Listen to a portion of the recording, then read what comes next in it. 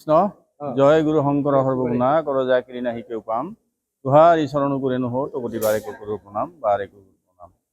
এই পৰম শ্ৰদ্ধা বাপ বান্ধৱ আই মাতৃ সমস্ত আজি শ্ৰীমন্ত শংকৰদেৱ সংঘৰ বঙাইগাঁও জিলা শাখাৰ চতুৰ্থ কাৰ্যনিৰ্বাহক সভা আমাৰ বঙাইগাঁও জিলা শাখাৰ পবিত্ৰ নামঘৰ প্ৰাংগণত অনুষ্ঠিত হৈছে।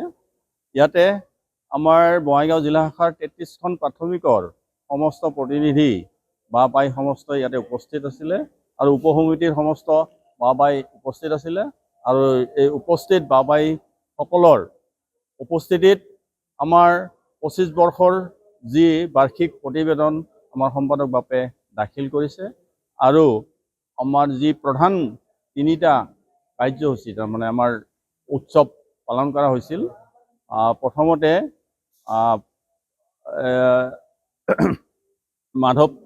শ্ৰী শ্ৰী মাধৱদেৱৰ জন্ম উৎসৱ মহাভাগী অভয়পুৰী আঞ্চলিক শাখাৰ আতিথ্যত পতা হৈছিলে আৰু তাৰ হিচাপ ইয়াতে দাখিল কৰা হৈছে মানে আদৰণি সমিতিৰ সম্পাদক বাপ জনাই। আৰু এই নামঘৰৰ প্ৰাংগণতে যোৱা 15 জুলাইৰ পৰা 21 জুলাইলৈকে শংকৰী সংগীত কৰ্মশালা ইয়াতে অনুষ্ঠিত হৈছিল 7 দিনীয়া কাৰ্যসূচীৰে। আৰু সেই 7 দিনীয়া কাৰ্যসূচীৰ যি হিচাপ এই হিচাপখিনি ইয়াতে দাখিল কৰা হৈছে। আৰু যোৱা অক্টোবৰ মাহত আমাৰ শ্ৰীমন্ত শংকৰদেৱ গুৰুজনাৰ জন্ম উৎসৱভাগী মহা উৎসৱভাগী বঙাইগাঁও জিলা শাখাৰ উদ্যোগত বঙাইগাঁও বঙাইগাঁও আঞ্চলিকৰ আতিথ্যত আৰু যতীনগৰ প্ৰাথমিকৰ সহযোগত যতীনগৰ প্ৰাথমিক নামঘৰৰ প্ৰাংগণত অনুষ্ঠিত কৰা হৈছিল।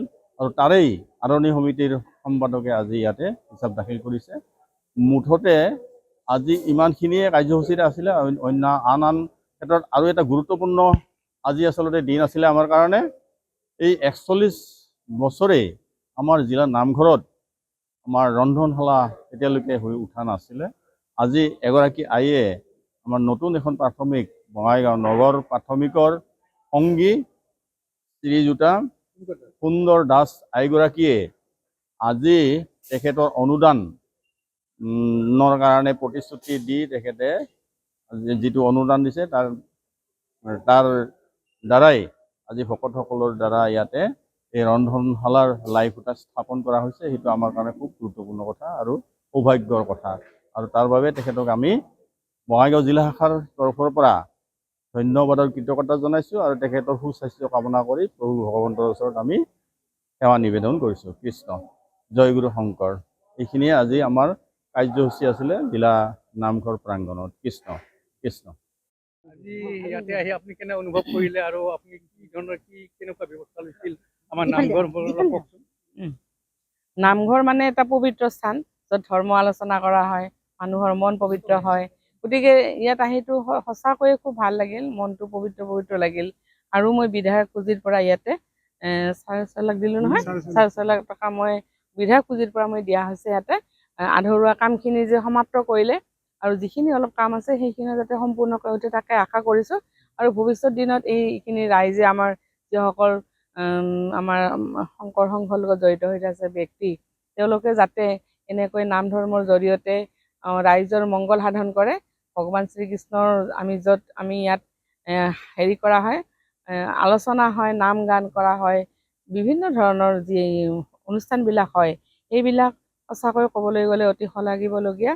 আৰু আমি নাম ধৰ্মৰ প্ৰচাৰটো সদায় কৰিবই লাগিব।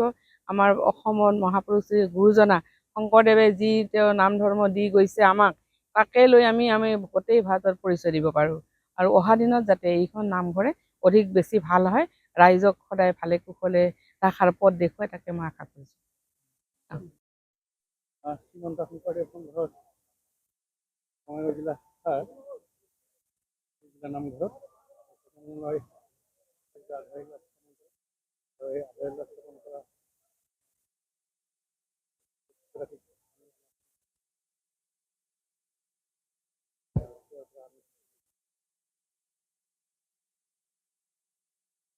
হেল্ল', বঙাইগাঁও জিলা নামঘৰ কাহিৰবা আজি এটা ৰান্ধনীশালৰ কাৰণে আধাৰশিলা স্থাপন হ'ল। গতিকে মই ভকত বান্ধৱক লৈ পেলাই এইটো মানে অলপ আজি অপেনিং এটা কৰিলোঁ আধাৰশিলাটো। গতিকে ভকত বাপে কিমান দূৰখিনি আগবঢ়াই মই কিমান দূৰ নিব পাৰোঁ তাকে মই ভগৱানৰ ওচৰত কামনা কৰিছোঁ, প্ৰাৰ্থনা কৰিছোঁ যাতে এই নামঘৰটো ৰান্ধনীশালটো জাকত জিলিকা কৰিব পাৰোঁ। সকলো সুবিধা মই ভকতবৃন্দ ৰাইজক সুবিধা দিব পাৰোঁ, এইটোৱে মোৰ ভকতৰ ওচৰত কাটৰ প্ৰাৰ্থনা। আৰু মোৰ বিশেষ বহুত বহলাই মই একো ক'ব নাজানো, মই ভকতৰ বিনে একো নাজানো, তেওঁলোকে যি কৰে মই তাতেই সন্তুষ্ট। গতিকে ৰাইজে যেন মোক আঁকোৱালি লয়, এই স্থানত যেন মোকো যেন কৃপা কৰে, ময়ো যেন এইখিনি সম্পূৰ্ণ কৰিব পাৰোঁ, সেইটোৱে মোৰ আজি ৰাইজৰ ওচৰত ভকতৰ ওচৰত মই কৃতজ্ঞতা হৈছোঁ। এইখিনি যাতে মই সম্পূৰ্ণ কৰিব পাৰোঁ, এয়ে মোৰ বিশেষ আৰু মোৰ ক'বলগীয়া একো নাই। বাকীখিনি মোৰ ভকত বাপ আছে, তেওঁলোকে চিন্তা কৰিব।